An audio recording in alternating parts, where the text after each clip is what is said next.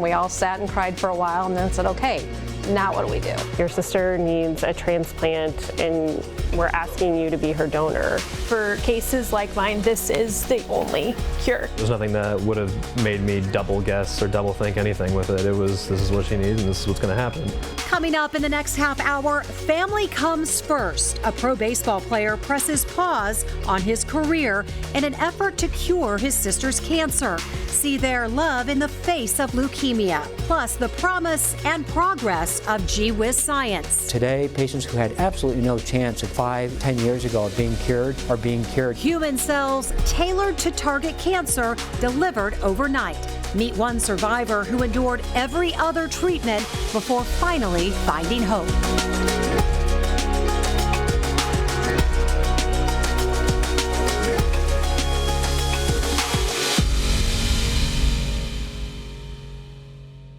Welcome to the Morning Medical Update. Cancer, choices, hope, and science. We are coming to you from the Dolph C. Simons Jr. Family Broadcast Studio here at the University of Kansas Health System. I am your host, Jessica Lovell. 28-year-old Amanda Sprinkle learned she had leukemia in May of 2023. Her best chance at survival was a bone marrow transplant. Alexis Del Cid shows us the worldwide search for a donor ended close to home.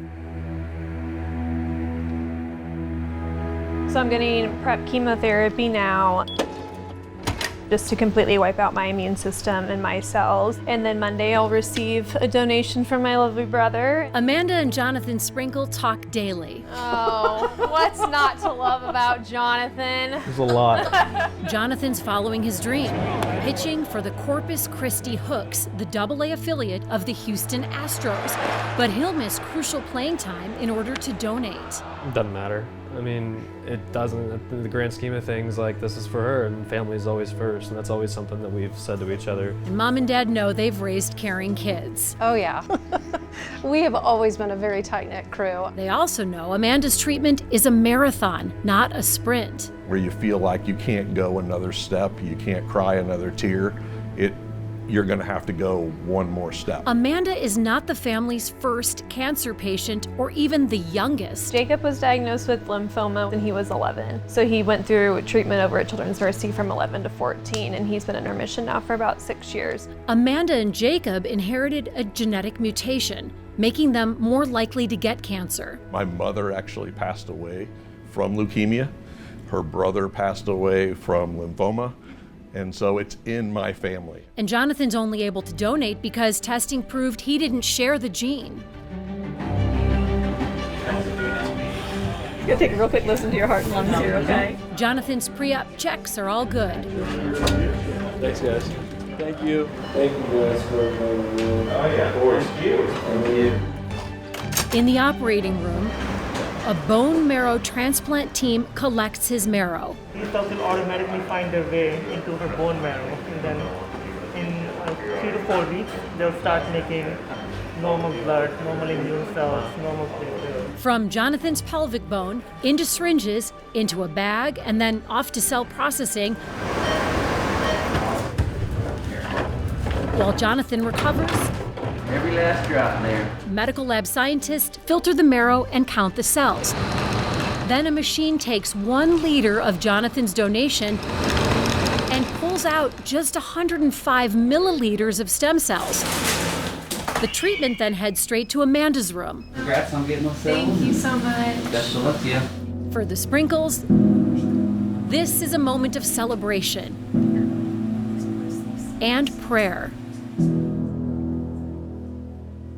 The infusion begins just as Jonathan and Amanda hug. Hey guys. He'll need a week to rest before playing baseball again. She needs 100 days of constant supervision.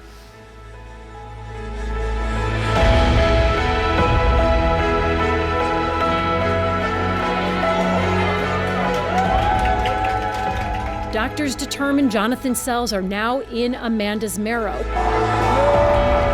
creating new, cancer-free blood. She can continue her recovery at home. Time will tell if the transplant is a complete success. Amanda went home 18 days after her transplant. We are now at day 56 post-transplant. Amanda joins us now. Amanda, how are you? How are you feeling? I'm feeling really, really well. Doing everything I need to continue to do to get better every day. I'm bored trapped at home for these 100 days, but we're going to do what we got to do. Yeah, love it. Jonathan, your parents joke with us that you're going to maybe hold this donation over Amanda's head for a bit. Have you been giving her any grief? A little bit here and there. It's just family fun, but it's nothing too serious like that. It's just something that we joke around about, and I always give her the hard time that she's now more me than she is her. So, I mean, that's pretty much the end of it, though. It's just nothing but fun banter. Yeah, good sibling fun. I like that. Amanda, when you were looking for a donor, Jonathan was not necessarily plan A. At first, your team searched for the National Be the Match Registry. That has about 41 million potential donors. How many actually matched you? So I had originally had 26 matches, which was what we thought incredible, because a lot of people struggled even finding one or two. And then life happens. People have vacations planned, it's not the right time for them, and that 26 quickly whittled down to one individual. And then we started looking at Jonathan and did his genetic testing and realized that in the grand scheme of things, him being a half match to me was actually going to end up being better for me in the end than the one potential match that I ended up with. Yeah, Jonathan luckily became the best choice. Genetic testing showed that he did not carry that family gene mutation. Jonathan, we know that you wanted to help your sister, but it did take away from your baseball career. Any regrets? Because we know that bone marrow collection can be quite painful. No, zero regrets at all. It's at the end of the day, it's what she needed, and no matter what the price was for that, I was more than willing to pay it. It's my only sister in the entire world, and I would do anything for her. Baseball's fun. I mean, it's obviously we're all chasing a dream, but when it comes down to, the black and white of life and just her being who she is and how much she means to me, it's a no-brainer. We can feel the family love just watching the photos and hearing your story. So it's so fantastic. Okay, what is this photo about? I must ask. So that was where they pulled my bone marrow out, and it was just funny because me and Amanda are just notoriously known for taking really bad, funny pictures together. And as soon as I was kind of hobbling around the room, and then she made some joke about me hobbling, and then we just kind of took a picture in the moment. It was what it was. So I have a question for both of you. Jonathan, you can answer this one first. When your little brother Jacob had cancer, was there anything that you learned from that experience that was helping you now? That experience kind of taught me to grow up, because that was most of my high school career. Understanding how to balance life, understanding how to, get your own responsibilities in and get a lot of things done, because the family is going to be, more focused on him and the things that he needs, and rightfully so. But, going in the hospital with him and talking with him and trying to keep him positive and upright every day. Definitely taught me some life lessons and challenges. Amanda, same question. How did Jacob kind of help pave the way for your experience? As weird as it sounds, it prepared us in a way for this experience. He was diagnosed the week I moved away to college. So, it really forced us to learn how to communicate better as a family and learn to give and when things are needed and when to take and when just to be a family and when it's okay. That it's okay to cry together and be together. And it made, as sad of a situation as it was, it made us even closer as a family in the beginning, and then having to go through it yet again. I don't think we could get any closer as a family unit if we tried anymore. It's done nothing but bring people together. We can see it and feel it. Joining us now is Dr. Joseph McGuirk, Medical Director of Blood and Marrow Transplantation here at the University of Kansas Cancer Center, and of course one of Amanda's doctors. We're also joined by Jody Wilson, Amanda's Pre-Transplant Coordinator. Welcome to both of you. Dr. McGuirk, Amanda's story captures one of the amazing developments in bone marrow transplants. Instead of searching for a donor who was a full match, she was able to turn to her brother even though he was only a half match. How is that even possible? What does this mean for patients? It's been a remarkable advance and extremely important for improving access to transplant. for many patients like Amanda, the only potential curative therapy out there. If you're Caucasian of Western European descent, your chance of having a match in the registry is about 75%, and indeed Amanda had donors that were identified, but that didn't work out, even in that situation. Yet for other populations, Hispanic Americans, Native Americans, African Americans, the chances of having a match in the registry are much less. When I started out in the field, that was the only avenue, unrelated donor transplant or a sibling who happened to be a perfect match.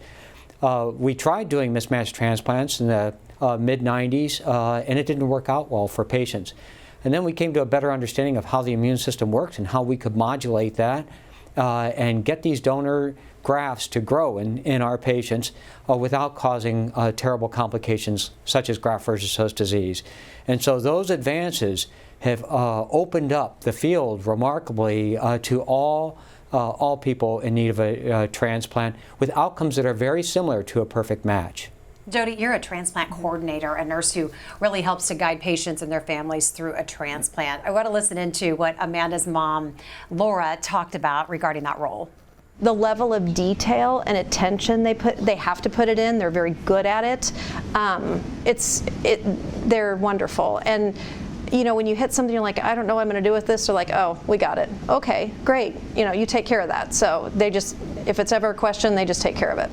Yeah, we've got that. Kind of sounds almost like a personal assistant of sorts. Kind of help us understand exactly what you're doing for patients and families. Well, all of us are nurses, and so we have just an extensive background in different areas, and we bring to the table just our ability to kind of navigate the whole system, which is massive in a system like this, and then also be able to pull in the National Marrow Donor Program and the coordinators there, and be able to walk patients and their families through all these trials.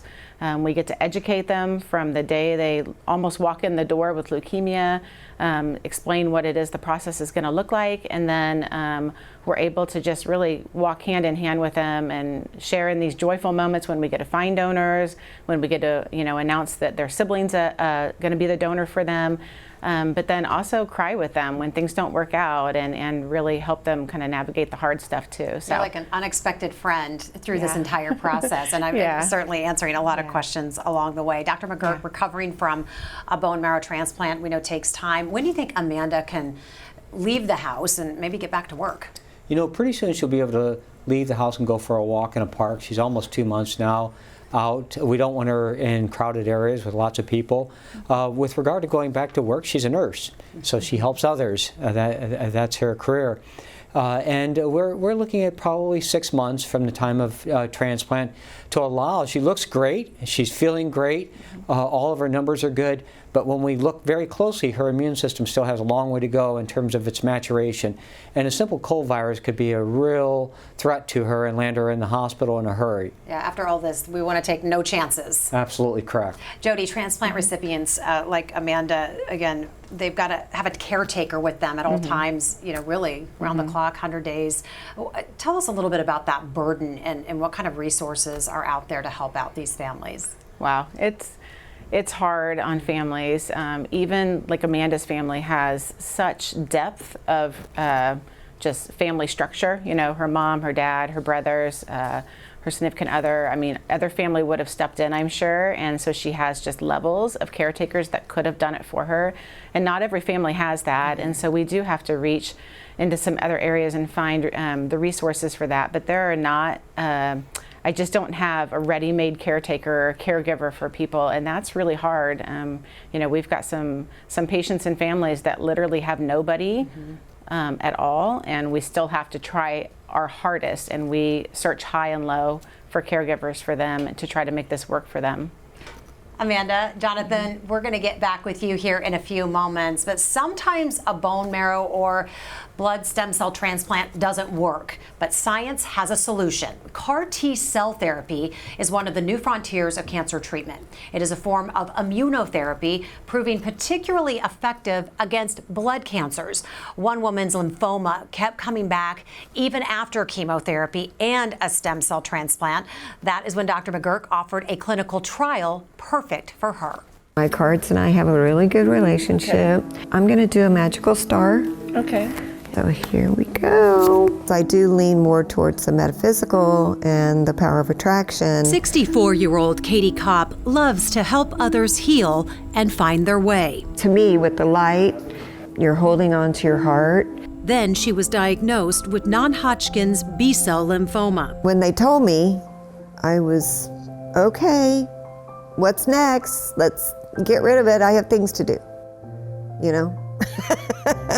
But as we know, cancer isn't quite that simple. I decided that I can heal myself. I'm not going to sit idly by and let the medical community heal me, which is really ironic because that's exactly what happened.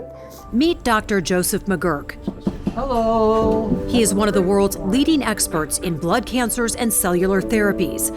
Based at the University of Kansas Cancer Center, he works endlessly to put patients into remission. It's awe-inspiring, it really is. I'm like a kid in a candy store. A candy store filled with new therapies helping blood cancer patients live. Patients like Katie, who after failing several other therapies to treat her lymphoma, Dr. McGuirk was able to enroll her into a new clinical trial. How new? What does it feel like to be the first? I mean, wow. It's called Cas9 gene editing, but more simply referred to as CRISPR.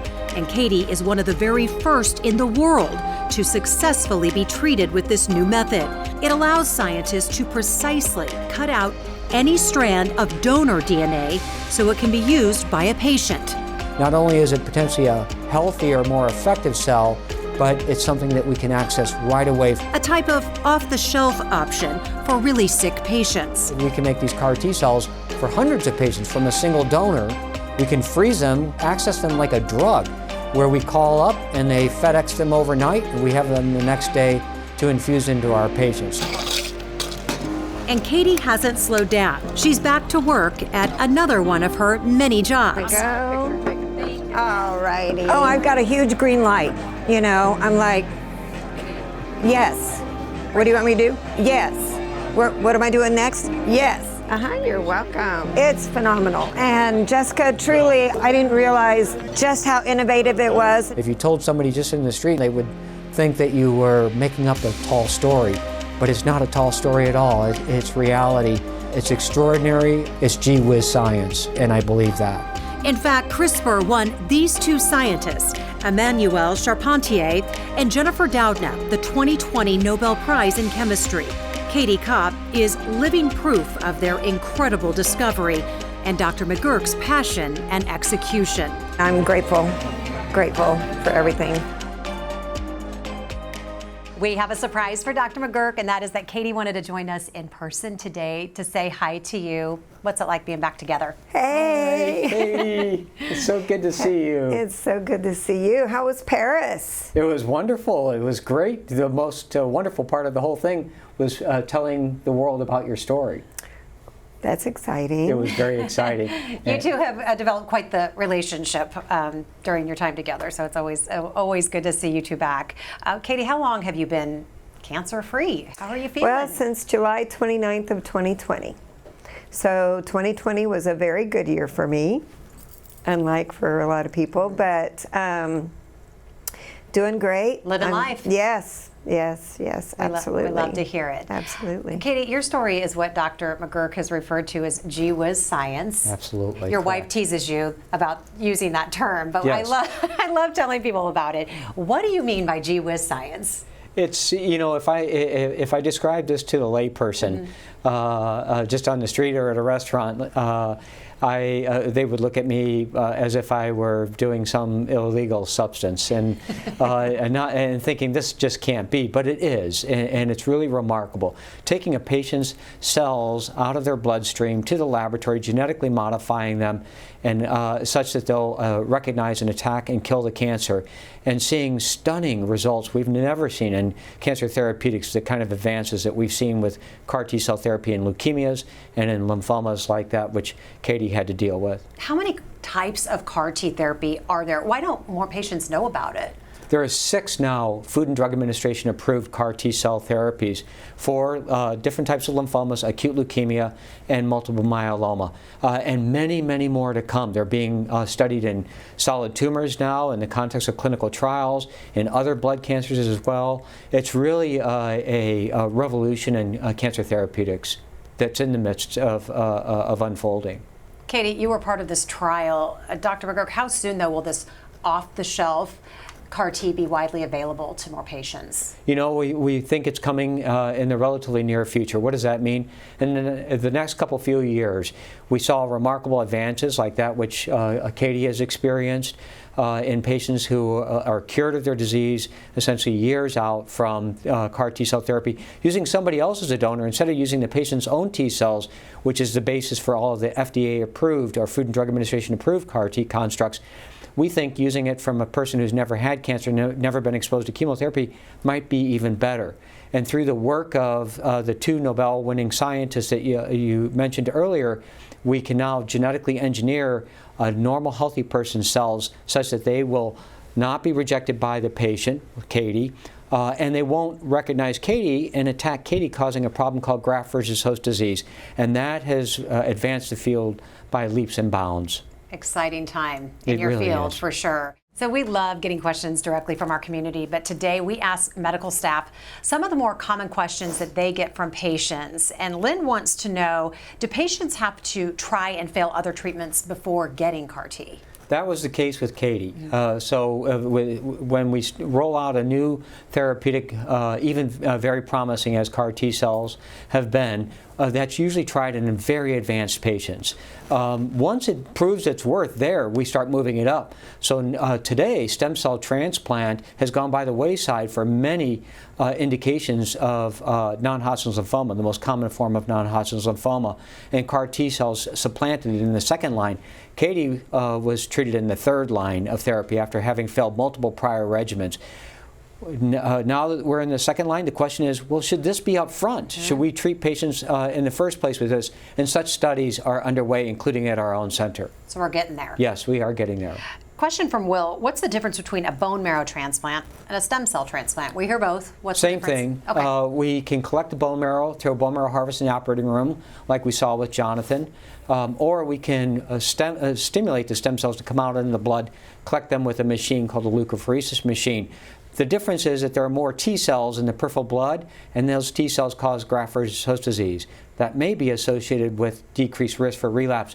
So for the individual patient, we decide on bone marrow versus peripheral blood stem cells. So both are intended for the same results. That's correct. I want to get today's takeaways from our guests, and let's go around. Jonathan, we're going to start with you. What do you want folks to take away from your story?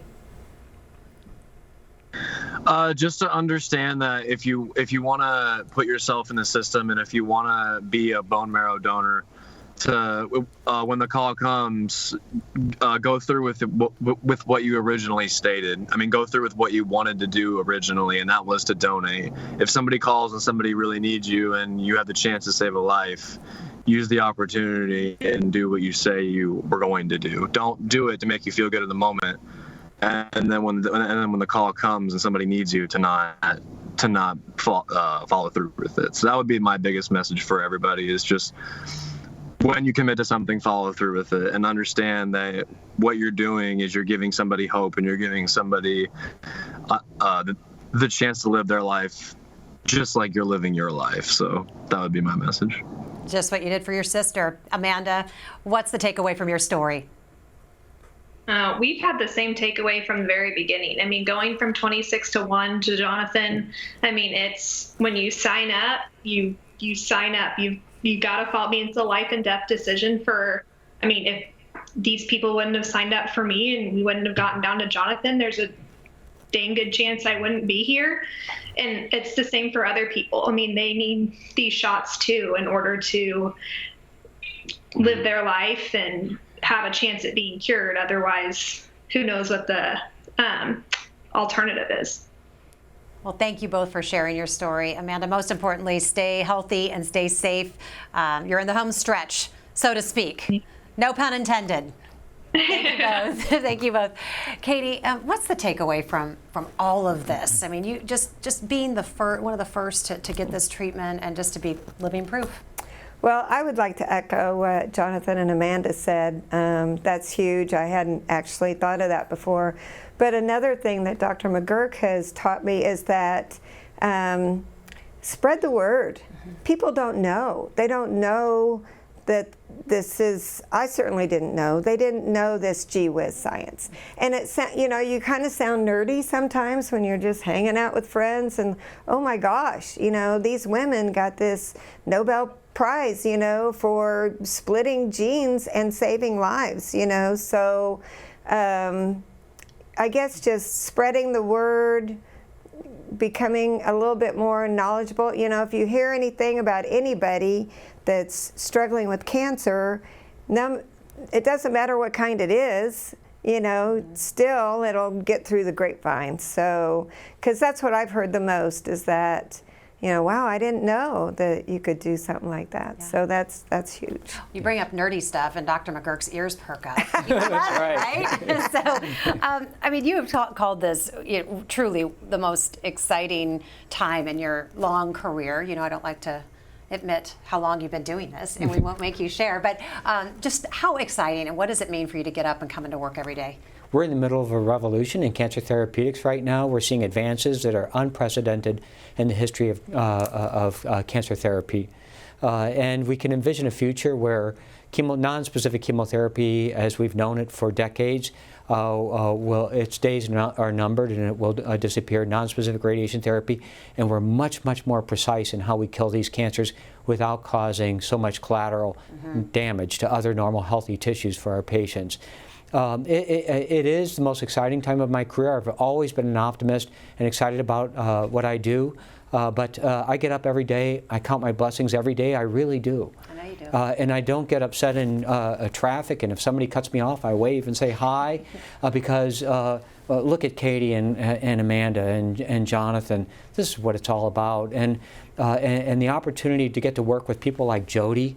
The whole team is like Jody. It's an incredible privilege and blessing to be able to work with folks like that. We absolutely are passionate about what we do, and to look at Amanda and see Amanda walk into clinic looking beautiful as she does and healthy is just still, it's mind-boggling. I just can't believe it still, and I've been doing this for 35 years plus maybe a little bit. You said people have to pinch you sometimes, right? Yeah, it's really just almost indescribable. Thank you for the work you do. Thank you to all of our guests. Katie, thank you so much for sharing your story as well.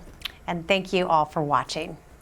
Coming up next week, prostate cancer. It's growing more common and more curable, and many patients can choose their cure. It's just pretty standard for me to say, I'd like another opinion. In this case, they were very different opinions. He said the best thing for us to do is to sit down and talk about what do you want to do. Two men, two very different treatments. How patients and providers work together to pick the right plan. If you've been diagnosed with a blood or bone marrow disorder, get a second opinion at the University of Kansas Cancer Center, the region's only National Cancer Institute designated comprehensive cancer center. Call 913-588-1227 to connect with a nurse navigator today.